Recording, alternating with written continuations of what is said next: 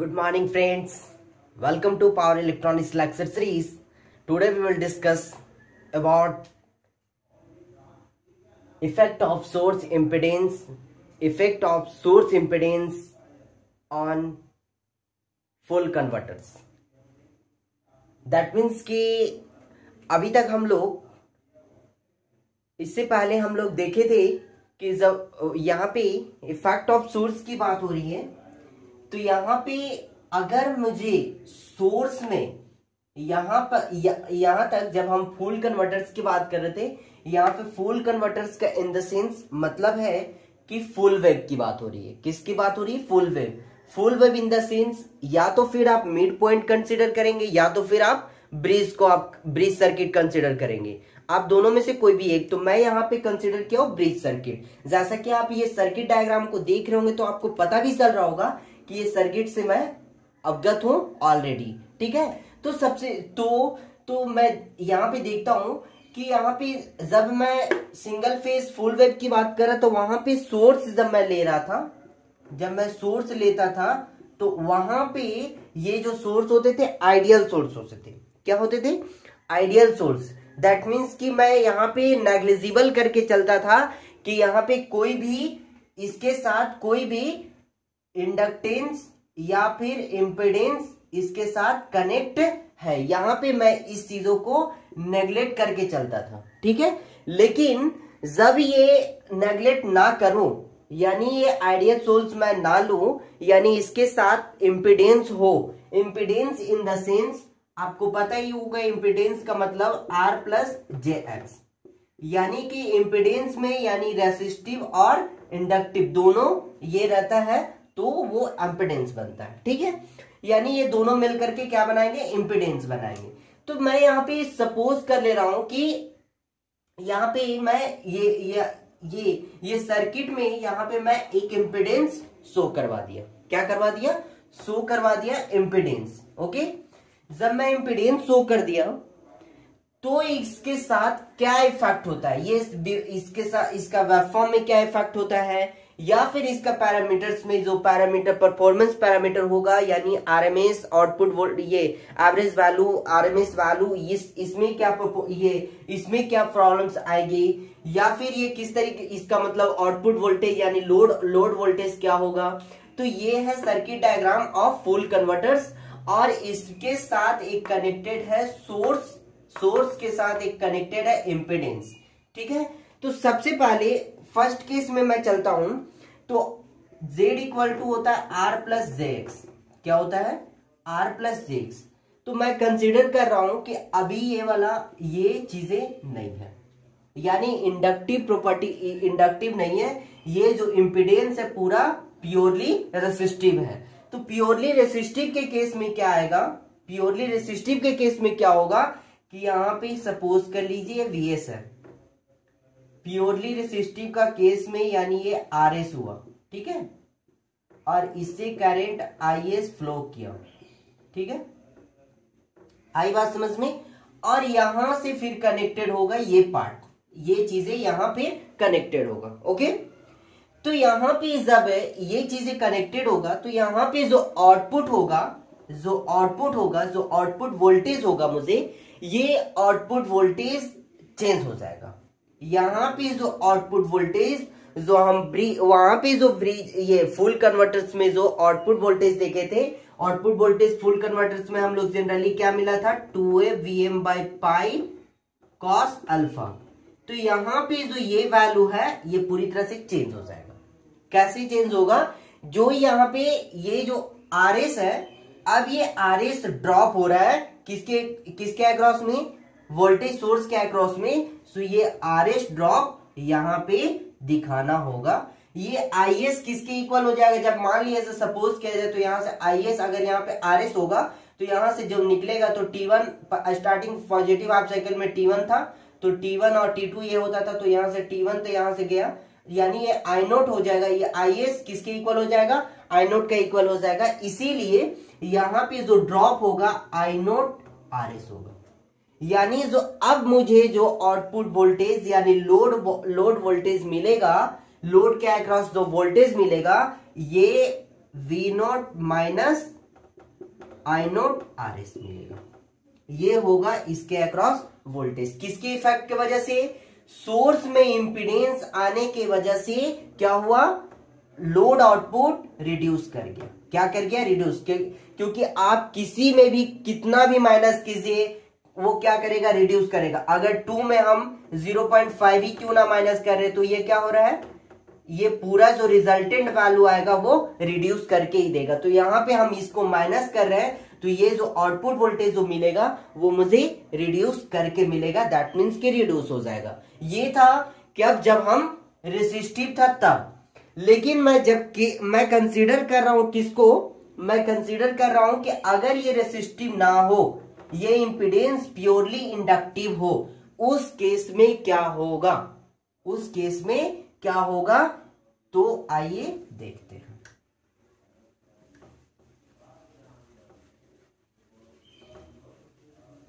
यहां पे simple meaning है कि जब भी कोई भी कन्वर्टर्स, फुल ब्रिज कन्वर्टर या ये मतलब कन्वर्टर्स, कोई भी कन्वर्टर्स हो, मतलब अगर सोर्स के साथ इंपीडेंस हो तो फिर इफेक्ट क्या होगा? लोड आउटपुट, लोड के अक्रॉस जो वोल्टेज होगा उसके साथ इफेक्ट क्या होगा? परफॉर्मेंस क्या होगा? करंट और ये वोल्टेज आउटपुट, मतलब आउटपुट वोल्टेज और करंट वेवफॉर्म जो हम लोग बना रहे हैं उसके साथ, मतलब यहां पे सब कुछ इंडिकेट करवाना कि एक्चुअली होगा क्या।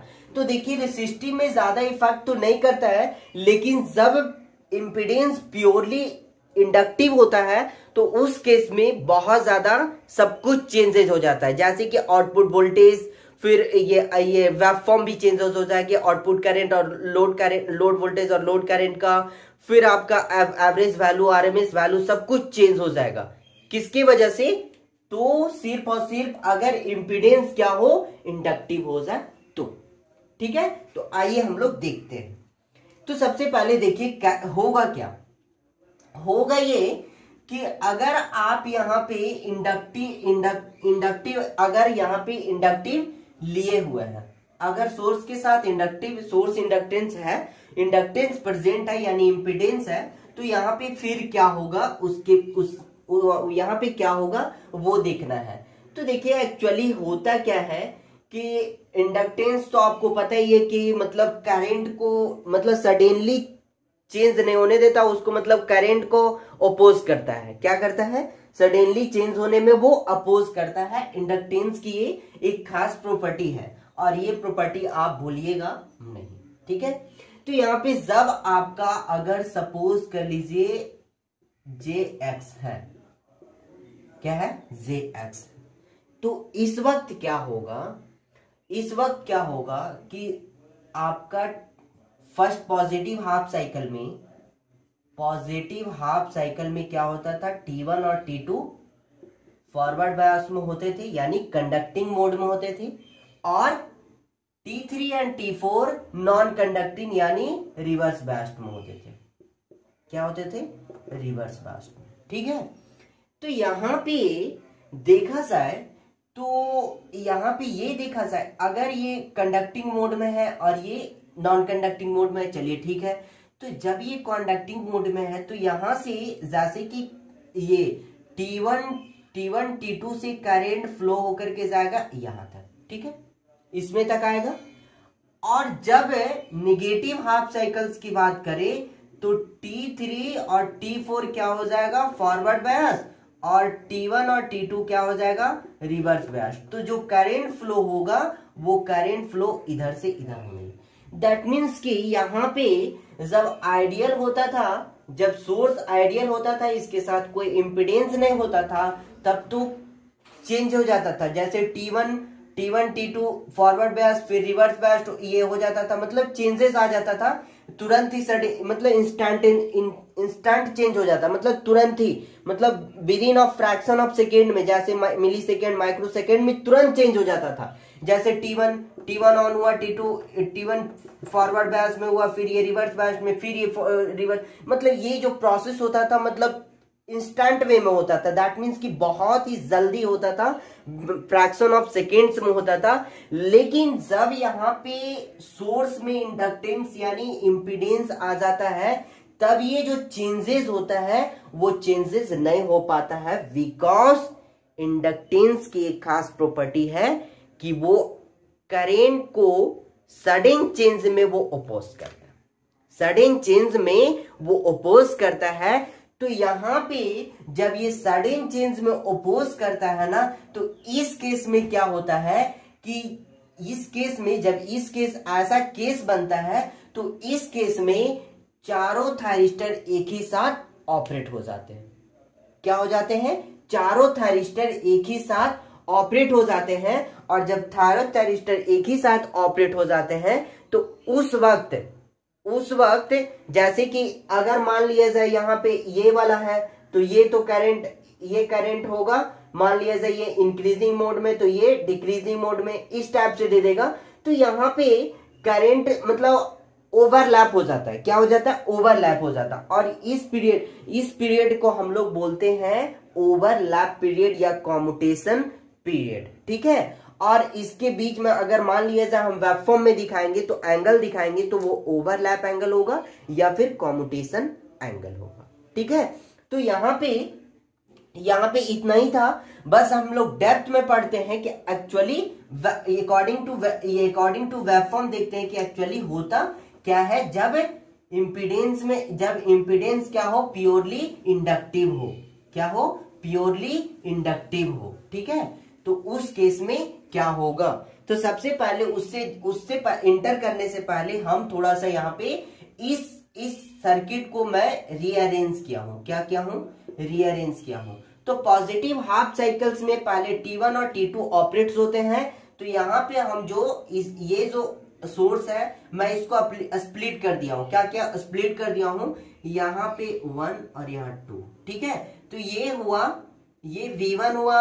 और V1 किसे ऑपरेट कर रहा है? T1 और T2 को। T1 और T2 को ऑपरेट कर रहा है। और यहाँ पे V2 जो नेगेटिव हाफ साइकिल्स है, यहाँ पे ये पॉजिटिव हाफ साइकिल्स और यहाँ पे ये नेगेटिव हाफ साइकिल्स है जो कि T3 एंड T4 को ऑपरेट करता है। तो V2 जो कर रहा है तो इसके अक्रॉस जो करंट होगा वो I1 फ्लो कर रहा है और इसके जो अक्रॉस करंट फ्लो कर रहा है वो I2 फ्लो कर रहा है। और यहां से करंट आ रहा है इससे होकर के फिर लोड से होकर के जा रहा है। यहां भी वही सेम चीजें, I2 इधर से आ रहा है फिर लोड से होकर के जा रहा है। ठीक है। इस तरीके से हम लोग रीअरेंज इसको कर लिए। ये इसको अंडरस्टैंडिंग पर्पस के लिए मैं किया हूं ताकि आपको बेहतर तरीके से समझ में आए। अब मैं आपको वेवफॉर्म के थ्रू मैं आपको समझाना चाहूंगा। ठीक है। तो यहां पे आप वेवफॉर्म बना लीजिए। पहले सोर्स मैं बनाया, ये ओमेगा टी हुआ।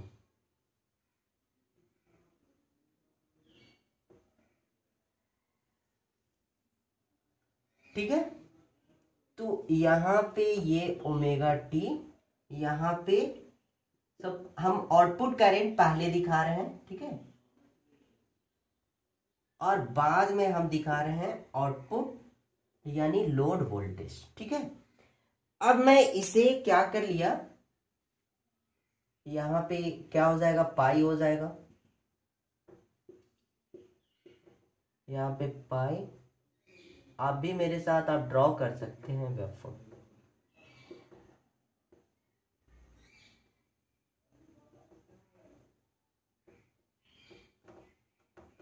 ठीक है। इस तरीके से। ओके। अब मैं जैसे मान लिया जाए पॉजिटिव हाफ साइकिल्स में क्या होता है कि T1 और T2 ऑपरेट्स होते हैं। तो हमको क्या करना पड़ेगा? इसके अक्रॉस में, दोनों के अक्रॉस मतलब कंडक्टिंग मोड में लाने के लिए हम लोग फायरिंग पल्स देना पड़ेगा। गेट पल्स हम यहां पे जब तक नहीं देंगे तब तक ये कंडक्शन मोड में नहीं आएगा। ठीक है। उसी तरीके से यहां भी पाई प्लस अल्फा पे देना पड़ेगा। जैसे फुल ब्रिज कन्वर्टर्स में हम लोग करते थे सेम टू सेम यहां पे वही करना है। बस यहाँ पे लाइटली डिफरेंस होगा। बस यहाँ पे बस दिखाना है कि एक ही साथ चारों जब ऑपरेट होते हैं तो क्या होता है आउटपुट वोल्टेज के साथ और लोड करंट के साथ।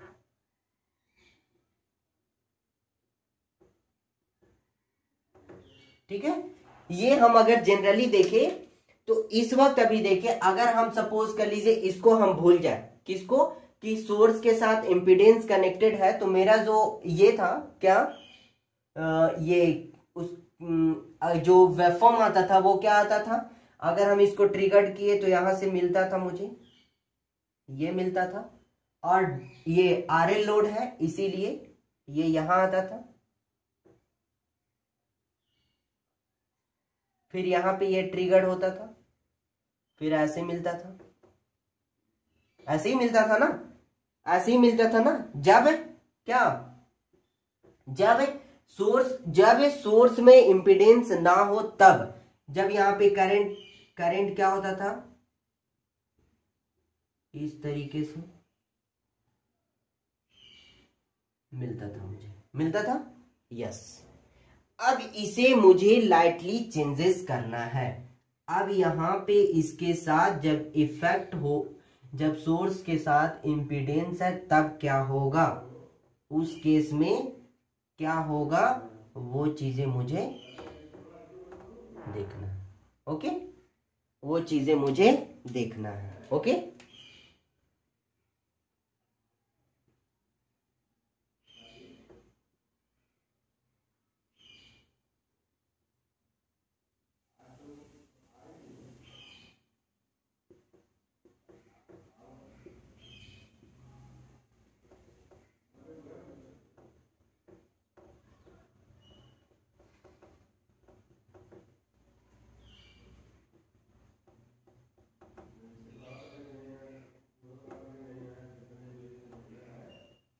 चलिए अब यहां पे क्या होगा कि जब हम लोग क्या करेंगे कि जब हम लोग यहाँ पे ट्रिगर कर रहे हैं तो मुझे आउटपुट वोल्टेज यहां से मिलना स्टार्ट हो जाना चाहिए था, यानी सॉरी, आउटपुट वोल्टेज यहां से क्या हुआ कि इस केस में अब यहां पे हो क्या रहा है कि इंडक्टर के केस में यहाँ पे जैसे यहाँ पे हो क्या रहा है कि आउटपुट इस तरीके से मिलना चाहिए था, क्या चाहिए था, इस तरीके से मिलना चाहिए था, और ये ऐसे आ जाना चाहिए था, ठीक है। लेकिन यहाँ पे ड्यू टू सोर्स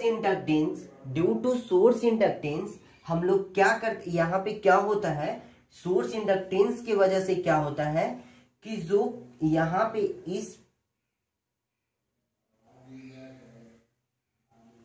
इस पीरियड में, यानी जो ये वाला जो पीरियड है, इस पीरियड में क्या होता है कि यहाँ पे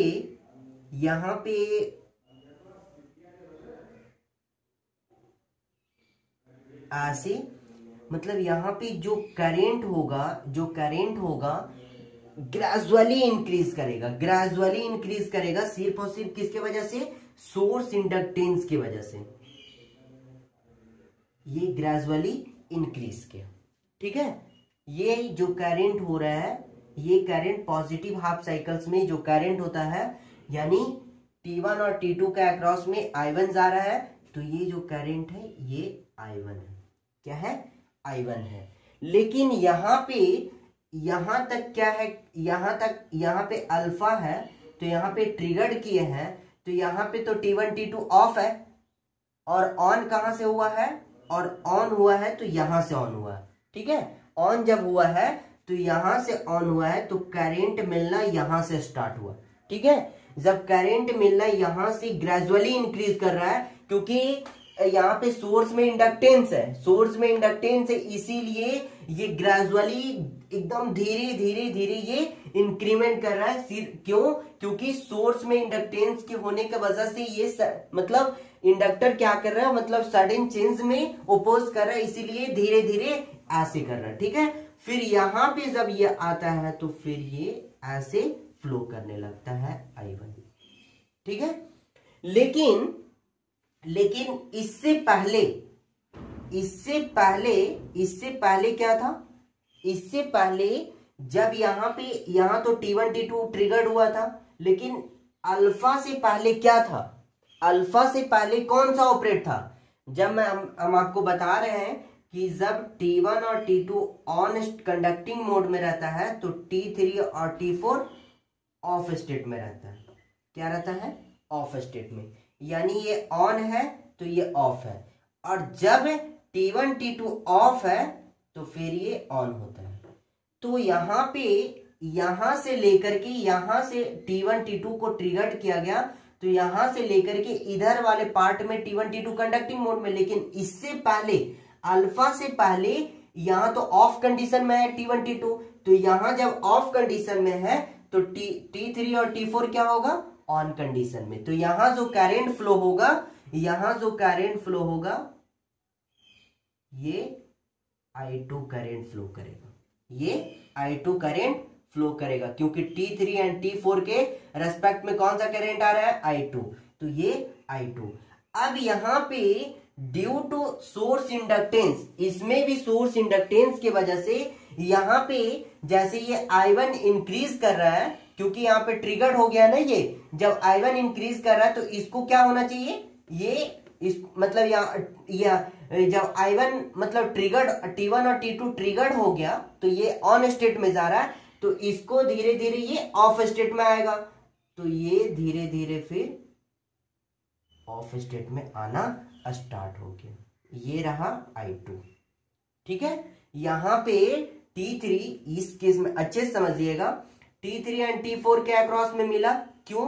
क्योंकि यहाँ पे T1 और T2 ऑफ कंडीशन में। चलिए ठीक है, T1 और T2 ऑफ में है तो मिल गया यहाँ पे करंट मुझे।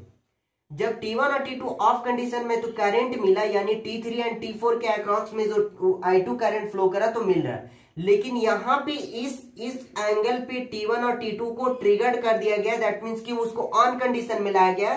तो जैसे ही T1 और T2 ऑन कंडीशन में आएगा तो T3 एंड T4 वो ऑफ कंडीशन में जाने की कोशिश करेगा। जब ऑफ कंडीशन में जाएगा तो ये तो डायरेक्टली ऑफ में नहीं चला जाएगा, क्योंकि सोर्स में इंडक्टेंस प्रेजेंट है, तो ये अपोज कर रहा है करंट को, इसीलिए ग्रेजुअली क्या हो रहा है? डिक्रीज हो रहा है, ग्रेजुअली डिक्रीज हो रहा है, ठीक है। तो ये ग्रेजुअली यहाँ पे जैसे कि T1 और T2 में जब ट्रिगर्ड किए थे तो ये डायरेक्ट तो तुरंत नहीं है, ये हो गया था, इसमें ग्रेजुअली ये हुआ था ना, धीरे धीरे स्टार्टअप लिया, तो ये भी धीरे धीरे टर्न ऑफ की तरफ बढ़ेगा, ठीक है, टर्न ऑफ की तरफ बढ़ेगा, ठीक है।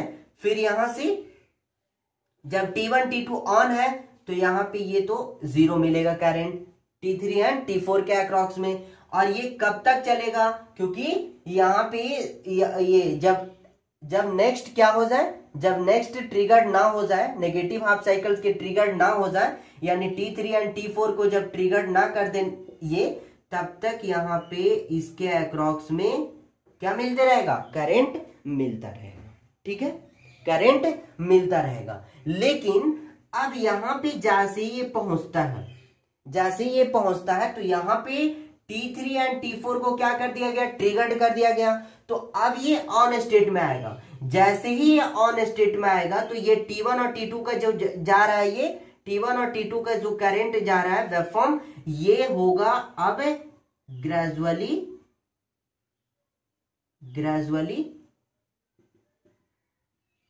ये ग्रेजुअली क्या हो जाएगा? धीरे धीरे ये आ जाएगा टर्न ऑफ में, क्योंकि ये ऑन स्टेट में हो गया है T3 एंड T4, तो T1 और T2 को क्या होना पड़ेगा? ऑफ स्टेट में होना पड़ेगा। और ये जो है यहां से यहां पे ट्रिगर्ड हो चुका है T3 एंड ये वाला जो वेव फॉर्म है, ये वाला जो I2 जो है, अब ये स्टार्ट होने लगा। क्यों? ग्रेजुअली इंक्रीमेंट होने लगेगा। क्यों इंक्रीमेंट होगा? वाई बिकॉज यहां पे T3 एंड T4 को क्या किया गया है? ट्रिगर्ड किया गया है, यानी गेट पल्स दिया गया। तो गेट पल्स दिया गया तो ये ऑन स्टेट में आया। जब ये ऑन स्टेट में आया तो फिर जब ये ऑन स्टेट में आया तो I2 के अक्रॉस में क्या मिलने लगेगा? I2 इंक्रीमेंट, यानी ग्रेजुअली इंक्रीज करेगा बिकॉज इंडक्टेंस, ठीक है। डायरेक्ट इंक्रीमेंट नहीं होगा, धीरे धीरे। फिर यहाँ पे जब T3 and T4 conducting mode में है तो T1 एंड T2 के अक्रॉस में जो मिलेगा करंट, वो क्या मिलेगा? 0 मिलेगा, ठीक है। फिर से यहाँ पे क्या होगा? यहाँ पे ये ट्रिगर्ड हुआ T1 एंड T2 फिर से पॉजिटिव साइकिल्स के लिए, तो ये फिर ऐसे बढ़ेगा, यानी I1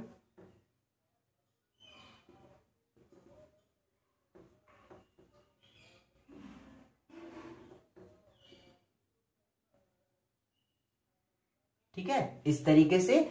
और यहां पे जब ये ट्रिगर्ड हो गया T1 T2 तो ये अब चलने लगेगा ऑफ स्टेट की तरफ, ठीक है, और इस तरीके से करंट मुझे मिल गया, ठीक है।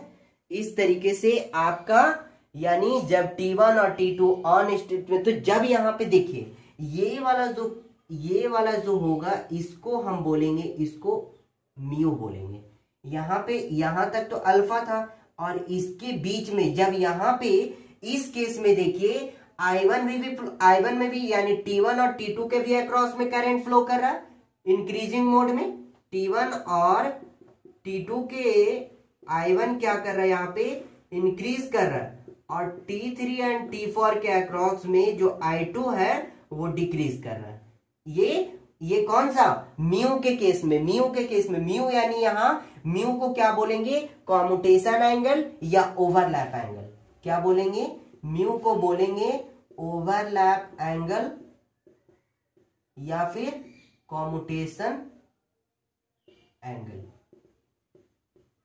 और अगर मैं पीरियड की बात करूं, अगर टाइम पीरियड की बात करूं, तो इसको बोल देंगे ओवरलैप पीरियड, और ये कॉम्यूटेशन, ये वाला जो पीरियड होगा वो ओवरलैप या फिर कॉम्यूटेशन पीरियड होगा। तो इस केस में क्या हो रहा है, T1 एंड T2 के भी अक्रॉस में करंट फ्लो कर रहा है इंक्रीजिंग मोड में, और T3 एंड T4 के अक्रॉस में ये डिक्रीज कर रहा है। यानी कि यहाँ पे इस केस में क्या हो रहा है कि यहाँ पे ओवरलैप पीरियड यानी कॉम्यूटेशन पीरियड में ये दोनों यानी चारों थायरिस्टर एक साथ कंडक्टिंग में आ जाते हैं। दैट मीन्स कि एक ही साथ ऑपरेट हो जाते हैं, चाहे वो इसमें I1 या किसी भी तरीके से, अगर इंक्रीजिंग मोड में है तभी भी ये दोनों ऑन है, डिक्रीजिंग मोड में है फिर भी ये क्या है, ऑन ही स्टेट में है, लेकिन करंट तो फ्लो कर रहा है ना, थायरिस्टर के अक्रॉस करंट फ्लो कर रहा है। दैट मीन्स कि इस पीरियड के लिए हम लोग क्या बोलेंगे कि चारों एक साथ ऑपरेट हो जाते हैं, और ये जो कहलाता है ये ओवरलैप पीरियड यानी कॉम्यूटेशन पीरियड, ठीक है। और इस केस में क्या होता है, लेकिन उससे पहले हम देख लेते हैं अपना ये। तो इस केस में क्या होता है कि जब यहाँ पे कॉम्यूटेशन पीरियड होता है, तो इस केस में यहाँ पे जो थायरिस्टर है वहां पे थायरिस्टर क्या होते हैं, चारों थायरिस्टर क्या होते हैं, शॉर्ट सर्किट हो जाता है। क्या हो जाता है, शॉर्ट सर्किट। और शॉर्ट सर्किट में आपको पता ही है कि वोल्टेज क्या हो जाता है, V इज इक्वल टू क्या होता है, 0। यहां भी V इज इक्वल टू 0। तो इस पीरियड में जो V आउटपुट होगा यानी वोल्टेज अक्रॉस, लोड वोल्टेज के अक्रॉस आउटपुट होगा वो 0 हो जाएगा। यानी कि इस केस में यहां पे ये वाला पार्ट नहीं मिलेगा, बिकॉज यहां पे चारों थायरिस्टर एक साथ होने के ऑपरेट होने की वजह से चारों आपस में ये क्या हो जाते हैं, शॉर्ट सर्किट हो जाते हैं। और शॉर्ट सर्किट के केस में वोल्टेज क्या होता है, 0 होता है। तो वोल्टेज 0 होता है तो लोड के अक्रॉस जो वोल्टेज मिलेगा वो 0 मिलेगा, ठीक है। तो यहां से ये 0 मिल गया, और फिर यहां पे लोड वोल्टेज इस तरीके से बन गया, ठीक है। यहां पे भी देखिए इस केस में भी ओवरलैप पीरियड है यहाँ पे, तो 0 मिलेगा। फिर यहां पे देखिए यहां तक आएगा, फिर ओवरलैप पीरियड में 0, फिर इस तरीके से, ठीक है, ओवरलैप पीरियड में 0, इस तरीके से आउटपुट वोल्टेज मुझे मिलेगा। और ये रहा ओवरलैप पीरियड। यही समझना था, सबसे इंपॉर्टेंट चीज ये समझना ये था कि कब क्या होगा, किस तरीके से होगा। तो जब ही इस तरीके से हो जाता है तो उसके बाद मेरा ये तो ऑपरेशन था, तो उसके बाद क्या होता है, तो इसके बाद क्या होता है कि V जो आउटपुट, लोड आउटपुट है वो क्या होने लगता है, डिक्रीज हो जाता है। क्या होता है, डिक्रीज। अब देखिए अगर ये ऐड रहता, इतना पार्ट ऐड रहता तो ज्यादा रहता कि नहीं, इसीलिए ये जो पार्ट है वो हट गया, तो हट गया तो क्या हो गया, डिक्रीज हो गया। अब जो आउटपुट मुझे मिल रहा है सिर्फ इतना ही मिल रहा है, और पहले यहां से यहां मिल रहा था, ठीक है, तो वो पहले के कंपैरिजन में कम है, ठीक है। यहाँ पे करेंट वेवफॉर्म और वोल्टेज वेवफॉर्म दोनों क्या होगा, डिस्टॉर्टेड होगा। क्या होगा, दोनों डिस्टॉर्टेड हो रहा है, डिस्टॉर्टेड हो रहा है। इफेक्ट बता रही, इसके इफेक्ट की वजह से क्या हो रहा है, तो लोड आउटपुट वोल्टेज रिड्यूस कर लिया, फिर करंट और एंड वोल्टेज वेवफॉर्म क्या हो गया, डिस्टॉर्टेड हो गया। फिर परफॉर्मेंस पैरामीटर, परफॉर्मेंस पैरामीटर क्या होगा, परफॉर्मेंस पैरामीटर भी क्या कर रहे हैं, परफॉर्मेंस पैरामीटर भी चेंज हो जाएंगे। Performance parameter in the sense V naught, average value, RMS value, ये सभी चीजें सभी आकर के चेंज हो जाएंगे, ठीक है। ये रहा इस तरीके से इफेक्ट ऑफ सोर्स इम्पीडेंस और फुल कन्वर्टर, ठीक है। तो ये आपका पूरी तरह से अब ये जो कन्वर्टर्स चैप्टर था, यानी आपका सेकेंड यूनिट अब पूरी तरह से क्या हो चुका है, खत्म हो चुका है। अब मैं नेक्स्ट लेक्चर में आऊंगा इन्वर्टर यानी थर्ड यूनिट के साथ।